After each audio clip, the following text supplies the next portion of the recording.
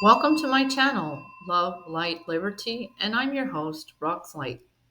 Today is Thursday, July 10th, 2025, and tonight's full moon is in Capricorn. We're still in Cancer season until July 22nd, and for those of you that don't know, the full moon will always be in your opposite zodiac sign, so the opposite of Cancer is Capricorn. But those of you who are waiting for the full moon to be in Cancer, that's not going to happen until January 13th of 2026. Tonight's full moon is also called the full buck moon. The Native Americans named each moon according to what was going on during the season. And right now, the bucks are growing their antlers, and that's why they named it the full buck moon. Tonight's show and tell stories has three parts. The first part is the July full moon and the new moon cards I will go over with you guys from the Moonology Oracle card deck. The second part will be the mystery July show and tell item, and the third part will be the spooky ghost story.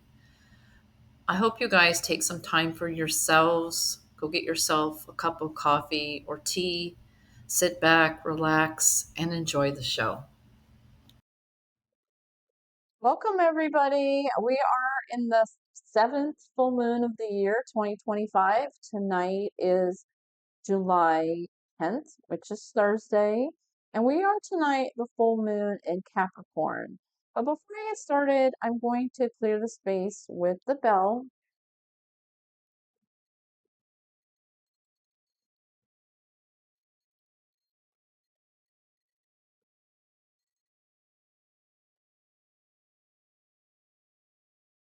So I'm going to go over the Moonology Oracle card deck, which will be for the full moon tonight, and then we'll do the new moon for the end of the month.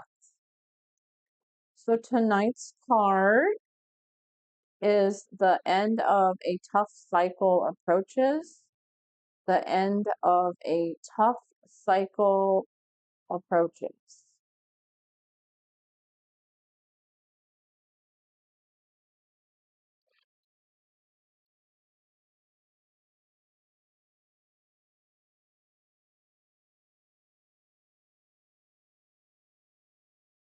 How hard are you willing to work for what you want? This card is reminding you that effort is required. Work issues may be about to come to a head when this card comes up. If you're wondering if you should stay in your job or leave, this card can be a strong sign to make an exit. The end of a rough time is forecast. This card also asks you to consider how ambitious you are and whether you're prepared to pull out all the stops to make your professional dreams come true without being ruthless. With a love question, this card can be a call to face reality. Whatever situation you're asking about, making a plan will help. If your personal life is troubled, prioritize it more. Attune to the moon, release control, and trust the universe. Additional meanings for the card is a professional project may be ending now. Admit if you have been overly hard headed or hard nosed. Find a balance between your personal and private life. It's time to stop fearing the worst. And the teaching for this card is the full moon in Capricorn is very strong work ethic and energy, and will more likely come up when you're asking about a professional question. If your question is about another matter, it will serve as much needed reminder to move through any feelings of hopelessness you may have been feeling about your situation. And this applies no matter when you draw the card. Making a plan is far better use of your time. So we're still in Cancer season right now until July 22nd, and then we're going to be moving into Leo. So right now we're still in the water signs, and then Leo is going to be a fire sign. The full moon here in Capricorn is actually Earth sign, which would be meaning that you're feeling grounded, stable, and having security. That's what that sign is associated with. Um, what I got out of this is Um, your personal life is trouble, prioritize it more. I mean, we all have areas in our life that we need to address that sometimes we just kind of put off and till the point where it all just bubbles forth like a volcano and then explodes. And really, we need to be proactive in our life, not reactive, if that makes sense. Making a plan is far better use of your time. So I notice when I make plans, I somewhat stick to it a little bit better. I know I used to make plans and things would just go out the window and I'd be like, why do I even make plans? Because I make plans for the day and then my day just goes however it's supposed to go. And I used to get frustrated. So I don't really plan my day, but I will plan I need to do maybe in the next week or something. I don't plan it for the specific date because, like I said, um, I'm a Scorpio, so it never seems to work out exactly to the T or anything like that. And I don't live my life like that, but I do notice that when I write things down now lately, I kind of remember it and I kind of stick to it a little bit better. So it's more like discipline, I guess, on that. Um, So yeah, that's our full moon tonight. Full moon in Capricorn. So Capricorn, like I said, is the grounded energy to kind of stabilize that water energy, which is flowing here, there, and everywhere, and just freely. And this is more like, no, you're going to stick to the plan. You're going to be stable. You need to focus on this, stuff like that.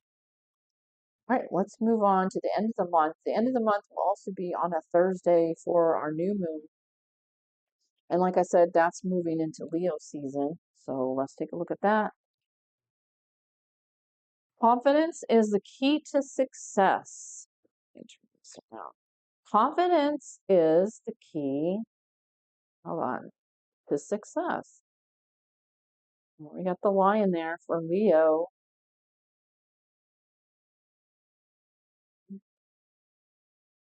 This is the fire sign. So fire sign represents things that are, it's more of a passionate, driven leadership, um, role. It's like I wrote on here it's all or nothing kind of.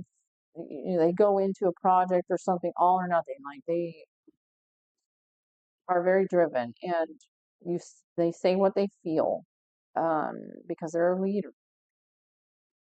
So here we go. Confidence is the key to success. This card heralds the start of a new cycle for you when you're going to look and feel more gorgeous, more in the spotlight, more like you have something worth showing off.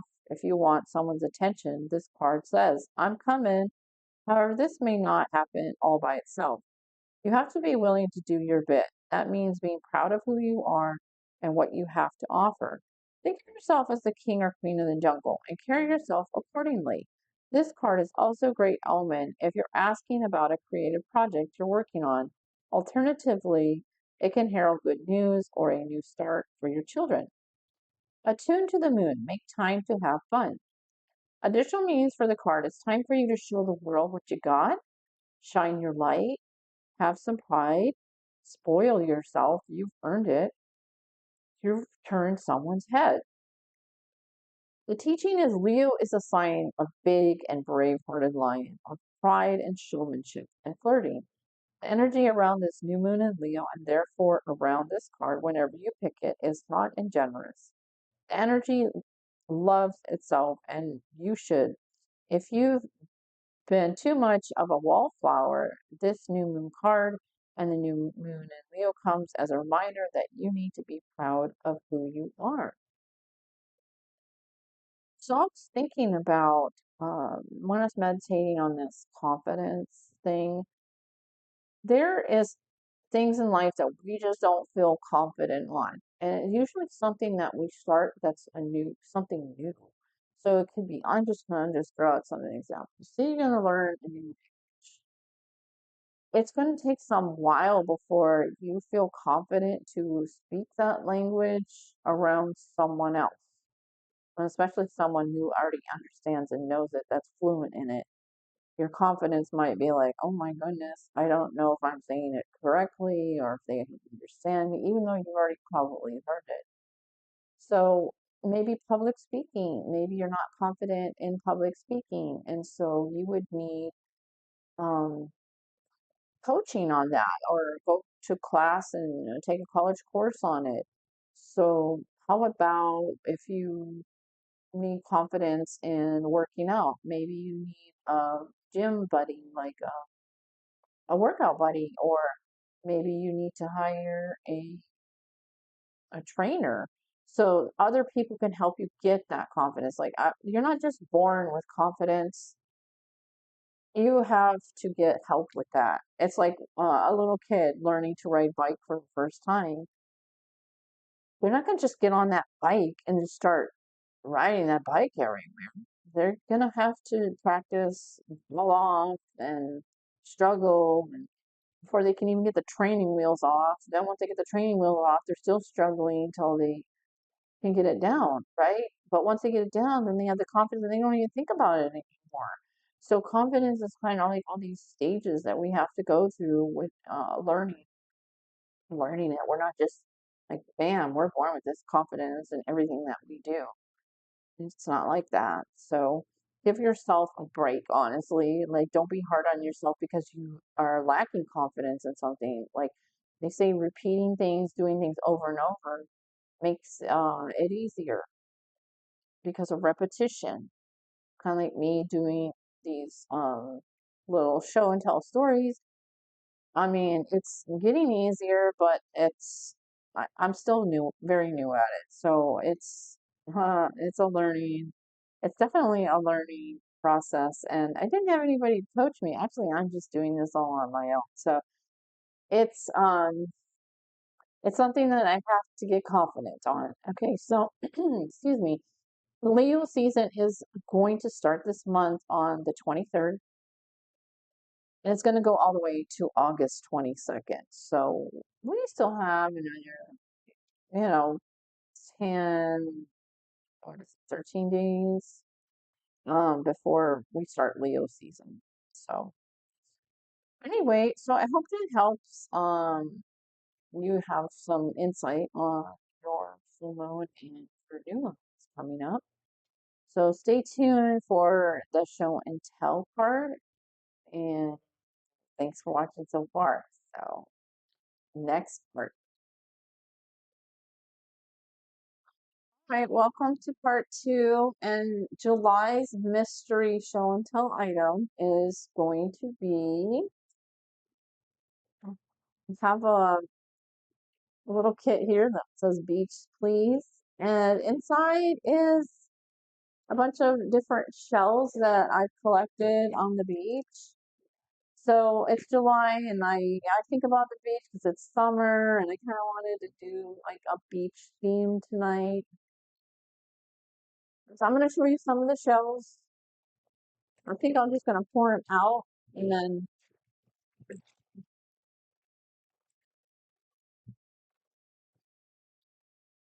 so a lot of the shells that wash up are not just like all in one piece. There's sometimes they're just broken pieces, but to me they're still very beautiful. So I'm going to show you.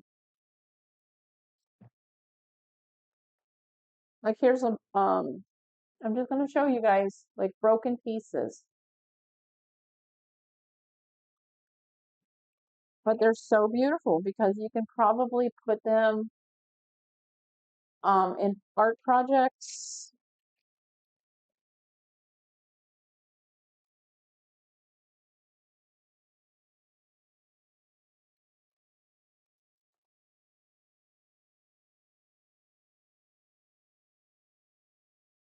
And some of them are thin shells and some of them are super thick.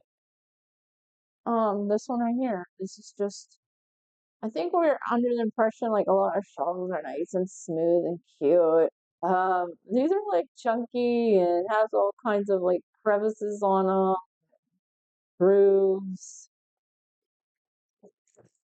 Look at this one. I don't know. I think this is a clamshell or something. It's like all um I don't even know how to describe it.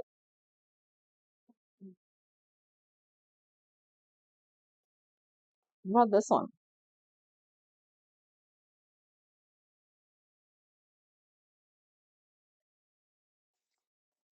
And then another crazy elongated ones, like all kinds of shapes.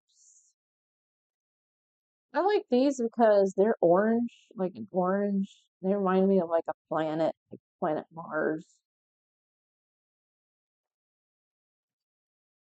And then here they have these that have all these little holes in them. I don't know if they're how the holes were created, like what causes the holes. hmm And then of course you can get like perfect ones that I mean, but they're usually like smaller shells that are all in one piece.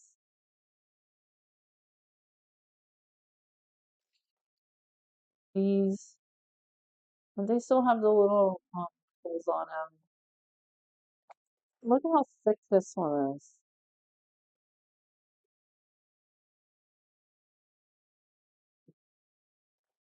And they're not hard to find. These actually came from South Padre Island here in Texas. And on the north part of South Padre, these shells are just laying just all on the beach. Just you just pick them up. You can pick them up by the bucketfuls. There's so many of them. Like I said, I like the pieces because I don't know, they just still mean something to me. I don't have to have it um in a cute little full form. Like it can be a piece. Oh, here's a cute one.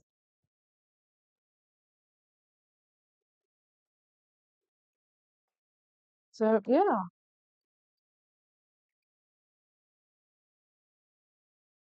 they had a bunch of different blue ones, but I don't know where they went. So the little blue ones I have right now that I found are all little ones. Oh, here's a piece of like a blue stripe, and all these are blue shells. There's tons of like little ones that are blue, different color, a darker blue, a lighter blue, a, like a two-tone, stuff like that. Of course, this is a little white one. This one's like a perfect little white one.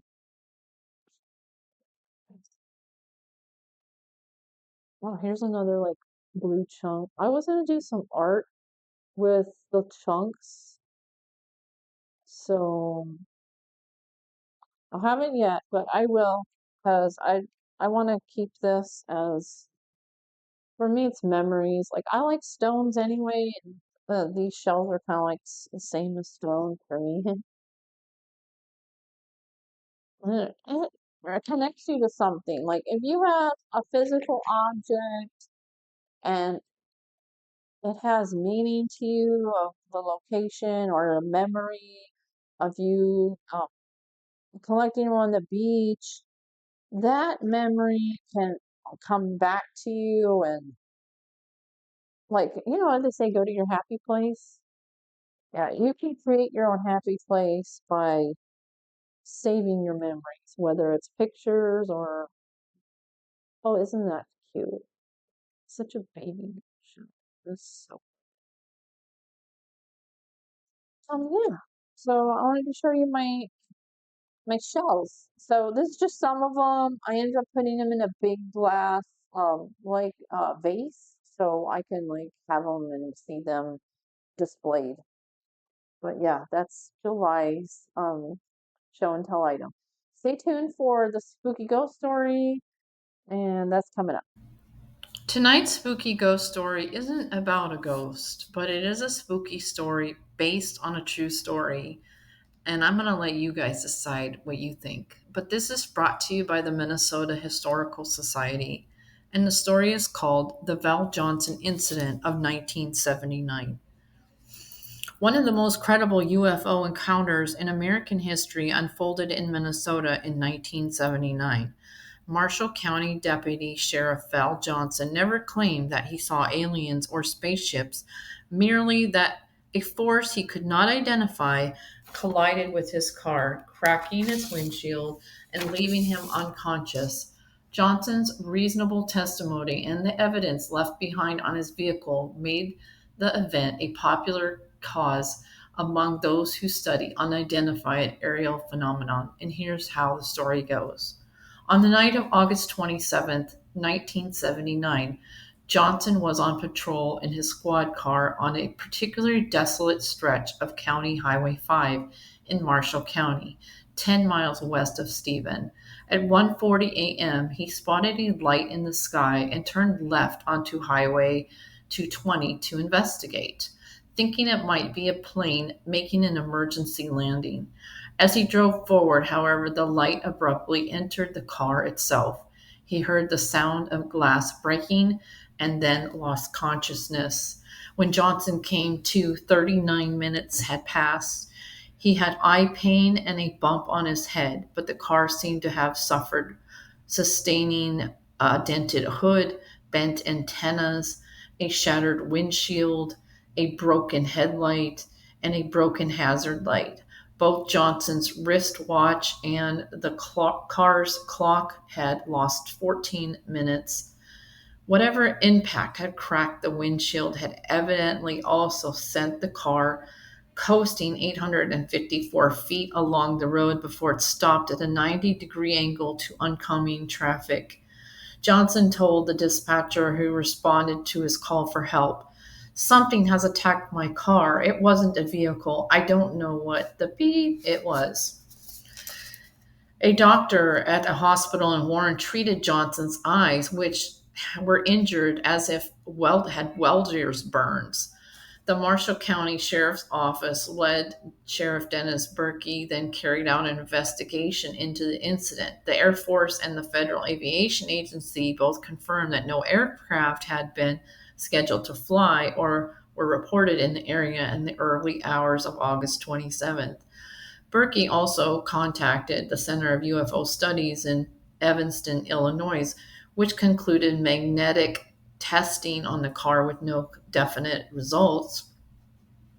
In November, a metal engineer from Honeywell visited the sheriff's office to perform his own tests and concluded that an electrical force or thing had caused the damage. Telephone calls flooded into Berkey's office and Johnson home as the news of the incident spread. Many callers were eager to share their personal stories of UFO encounters with someone they believed would offer a sympathetic ear.